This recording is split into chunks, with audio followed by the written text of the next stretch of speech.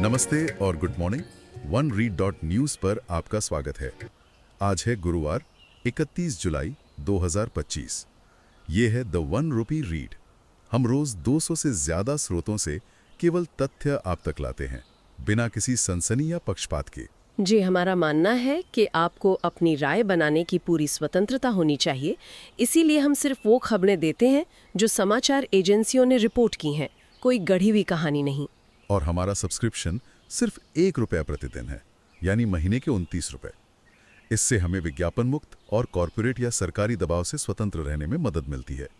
अभी तो खैर ये पूरी तरह से मुफ्त है। हाँ, तो www.oneread.news पर हमें फॉलो करें और इसे अपने दोस्तों और परिवार के साथ साझा जरूर करें। चलिए अब आज के स्रोतों से मिली खबरों का विश्लेषण शुरू करते हैं। आज काफी कुछ है देखने को। सबसे पहले एक बड़ी व्यापारिक खबर।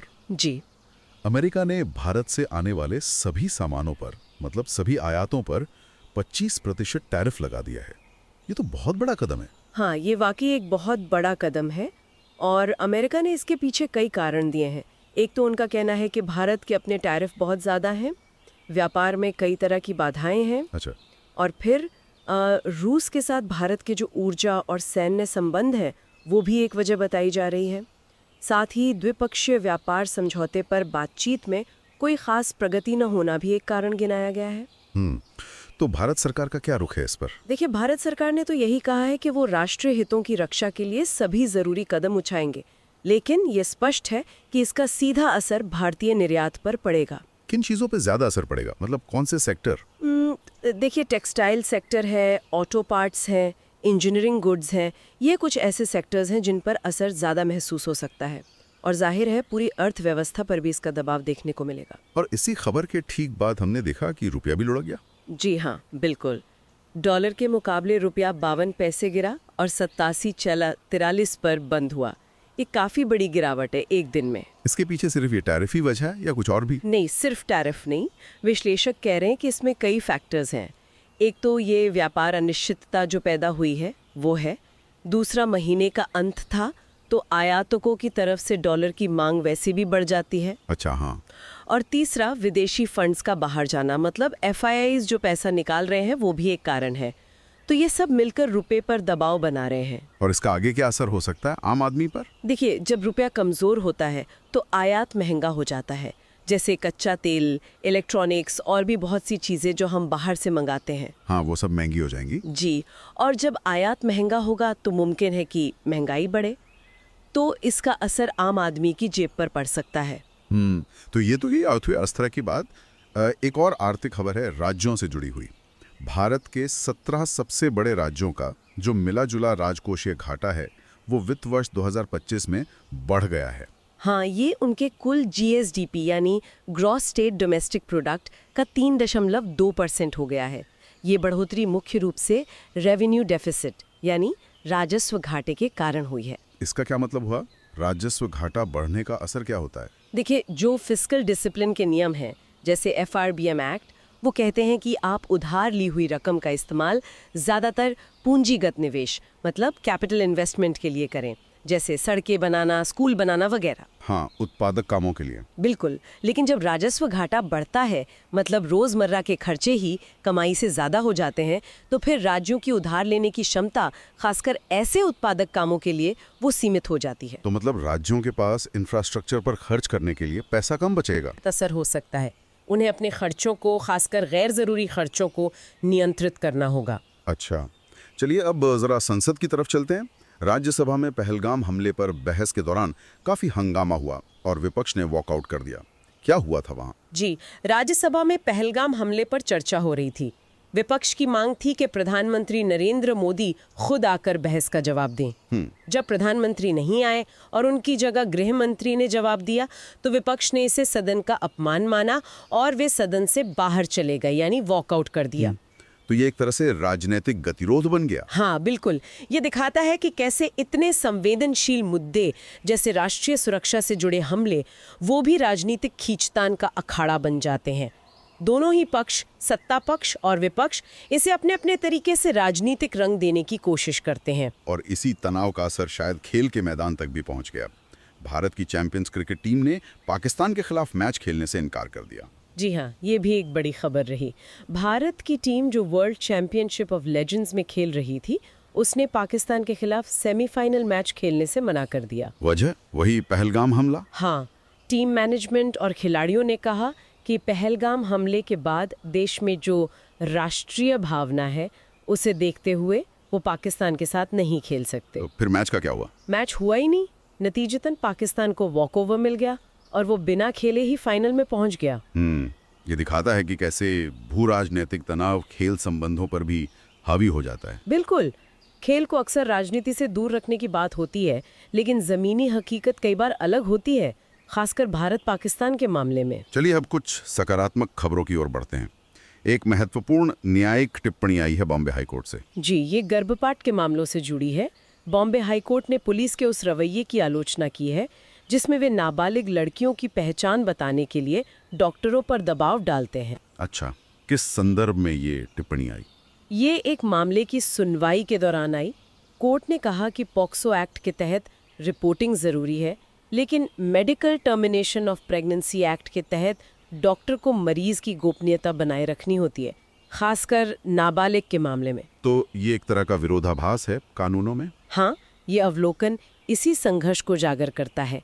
एक तरफ रिपोर्टिंग कानून है, दूसरी तरफ मेडिकल गोपनीयता और नाबालिगों के निजता के अधिकार। कोर्ट ने इस पर चिंता जताई कि पुलिस डॉक्टरों पर पहचान उजागर करने का दबाव न डाले। ये तो नाबालिगों के अधिकारों और चिकित्सा नैतिकता के लिहाज से काफी अहम बात है। बिल्कुल, ये सुनिश्चित करता है कि नाबालिग बिना किसी डर के जरूरी मेडिकल सहायता ले सकें। अब कूटनीति के क्षेत्र से खबर। भारत और फिजी ने अपने द्विपक्षीय संबंधों को और मजबूत करने पर सहमति जताई है। जी हाँ, सुआ जो फिजी की राजधानी है, वहाँ दोनों देशों के बीच विदेश कार्यालय परामर्श का छठा दौर हुआ। इसमें कई क्षेत्रों में सहयोग बढ़ाने पर बात हुई। किन क्षेत्रों पर फोकस था? विकास, साझेदारी, व्यापार, शिक्षा, स्वास्थ्य और लोगों के बीच संपर्क बढ़ाने जैसे कई मुद्दों पर चर्चा हुई।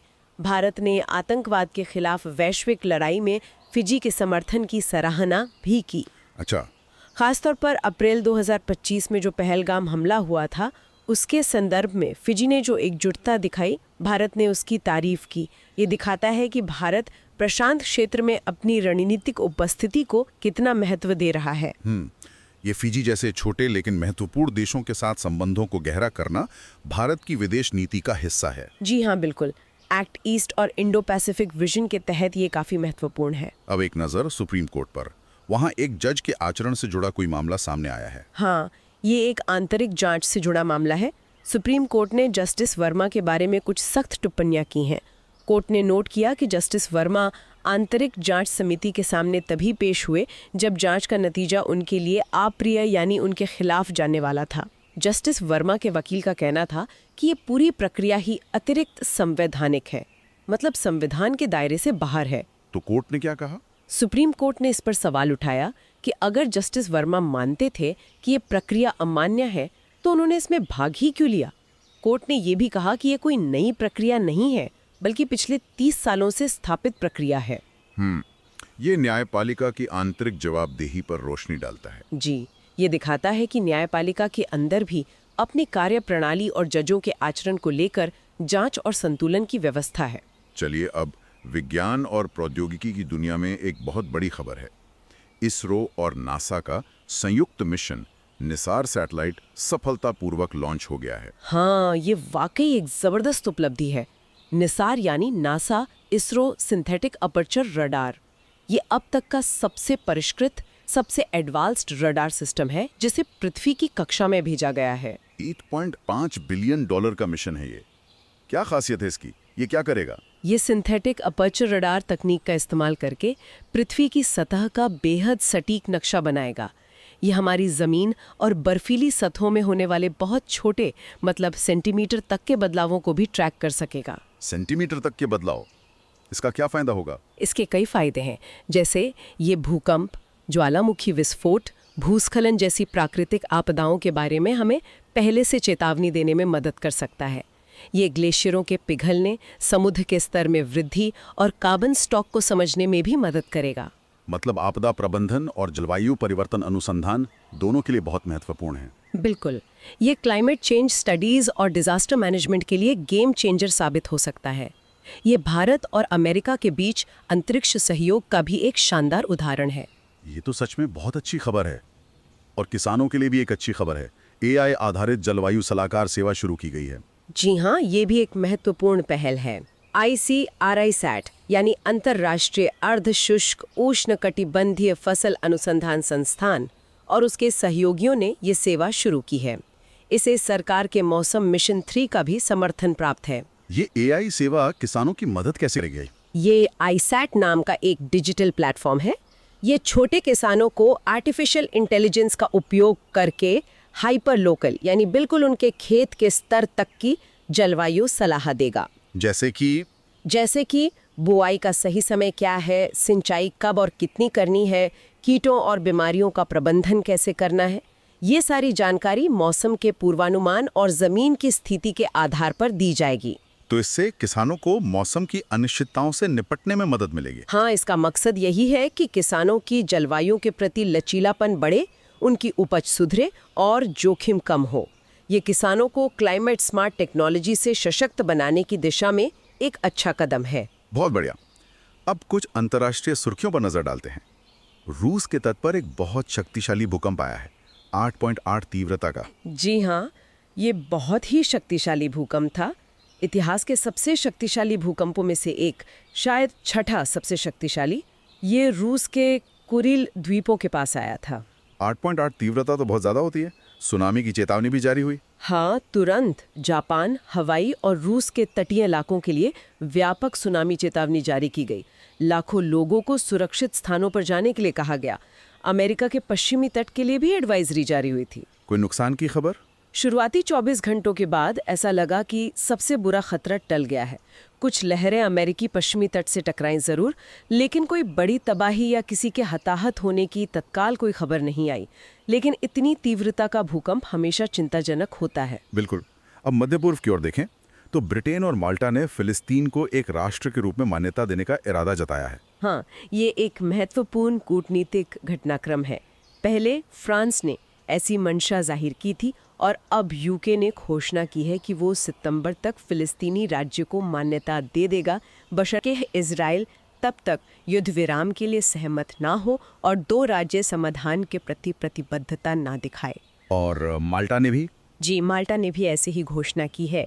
ये दिखाता है कि यूरोप के अंदर भी इजराइल पर दबाव बढ़ रहा है कि वो गाजा में अपने ऑपरेशन रोके और स्थायी शांति के लिए बातचीत करे। इजराइल की क्या प्रतिक्रिया है इस पर? इजरायली प्रधानमंत्री ने इस कदम की निंदा की है, लेकिन ये निश्चित रूप से इजराइल पर कूटनीतिक दबाव बढ़ाएगा। देखना होगा कि इसका आगे क्या असर होता है। और अंत में एक आर्थिक खबर अमेरिका से। फेडरल रिजर्व ने ब्याज दरें नहीं बदली हैं। जी, यूएस फेडरल रिजर्व की federal open market committee FOMC ने अपनी बैठक में फैसला किया है कि फेडरल फंड्स रेट की जो लक्ष्य सीमा है उसे 4.25% से 4.5% पर ही बनाए रखा जाए। कोई खास वजह? माही में थोड़ी नरम हुई है।